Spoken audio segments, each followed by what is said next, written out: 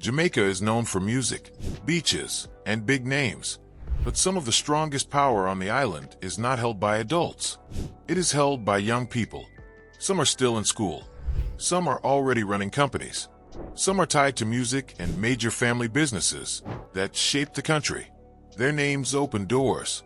Their families control assets. Their decisions affect money, jobs, and access. This story is not about fame or social media. It is about wealth and control. This is the story of the richest black kids in Jamaica. 07 Janika Williams. Janika Williams is only 23 years old, but she runs a serious business. People call her Boss Chin, and she wears that name with confidence. She does not dress fancy every day. She wears Crocs. She keeps her head bald. She shows up ready to work.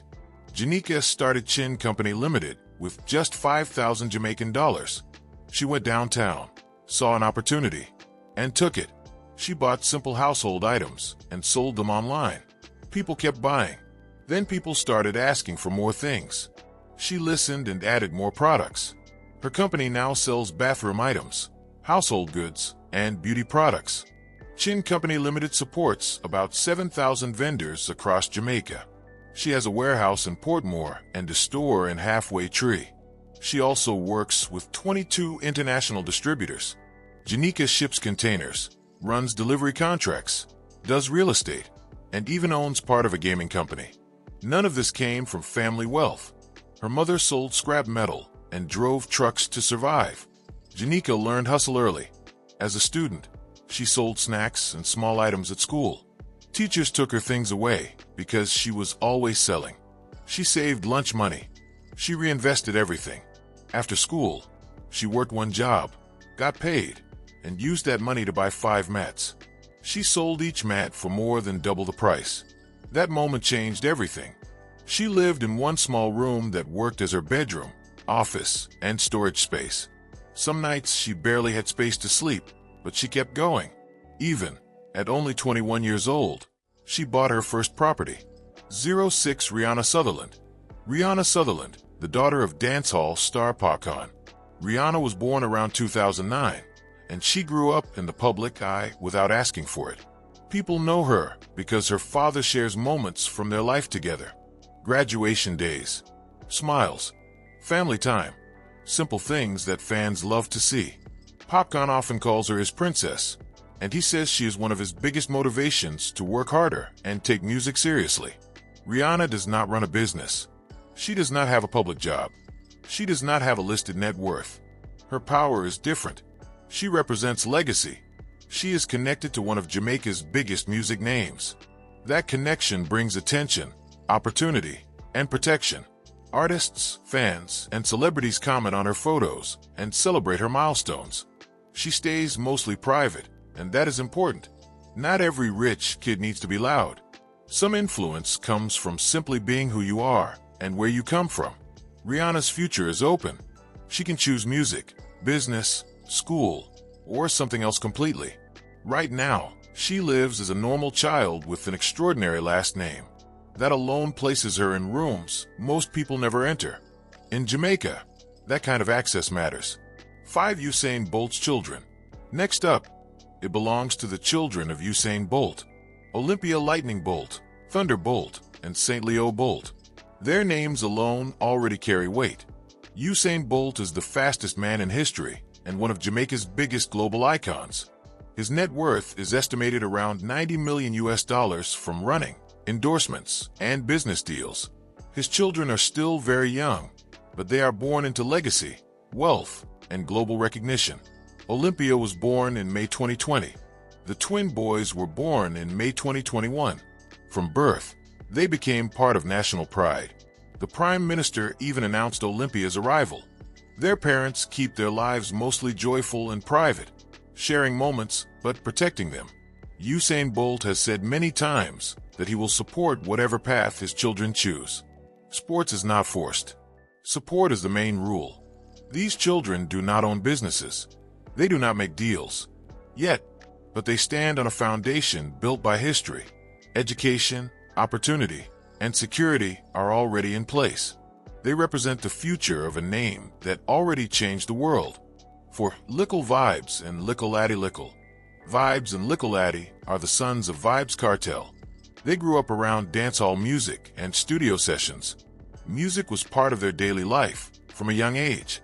As teenagers, they began releasing their own songs and quickly gained attention. They released tracks like Magneto, Modem, and Lemonade 2.0. They also appeared on songs connected to their father's albums. Fans watched closely to see if they could stand on their own. Over time, they kept releasing music and built a steady catalog. Together, they are known as UTG, which stands for Uptown Gaza. The name connects them directly to the Gaza movement created by their father. This gives them a strong fan base in Jamaica and abroad. Their income comes from music streaming, performances, features, and brand visibility connected to their name. Their exact net worth is not public. They are not known for showing money online.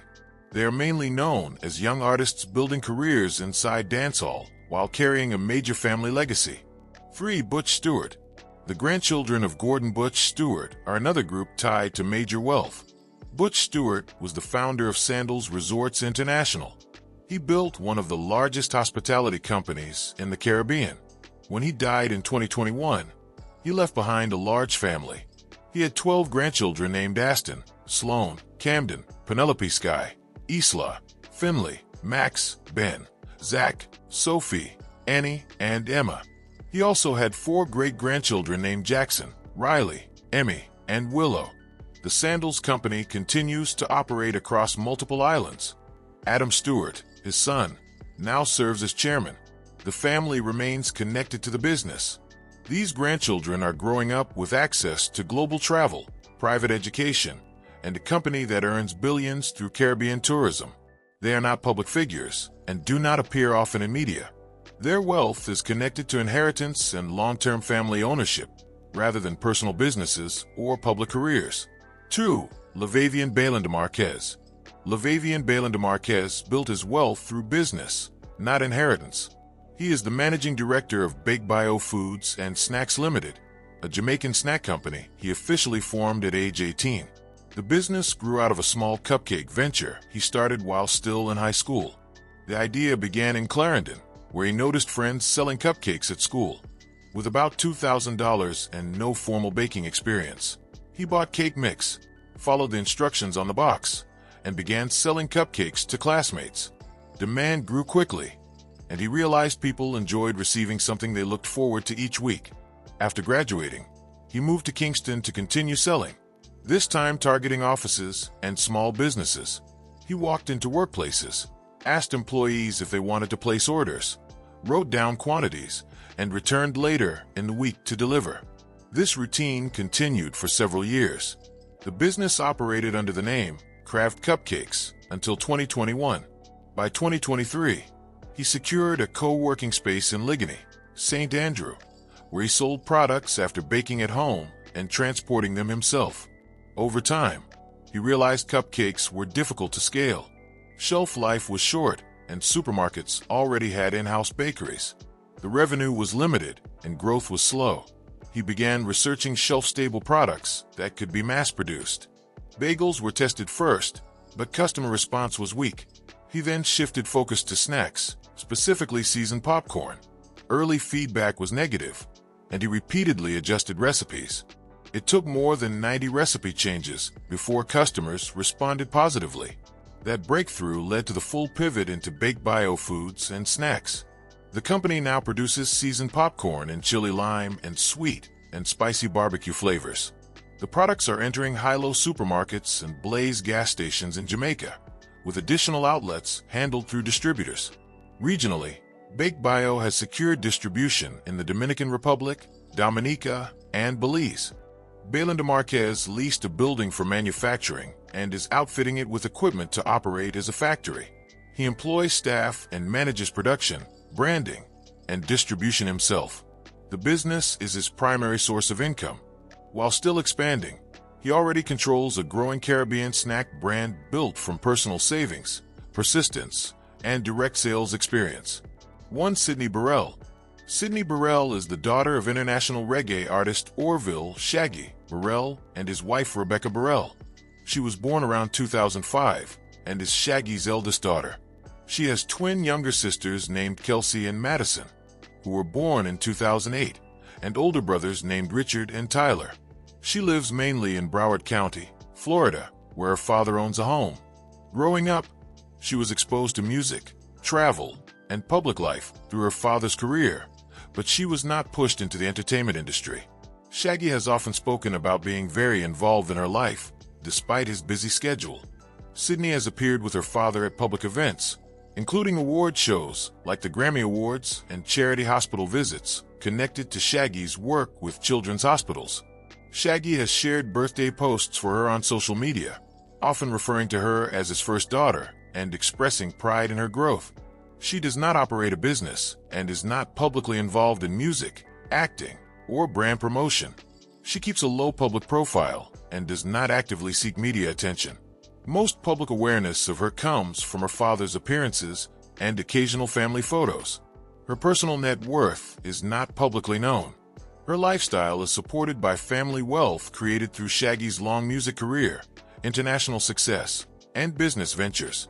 She has access to education, travel, and security, but remains largely out of the spotlight.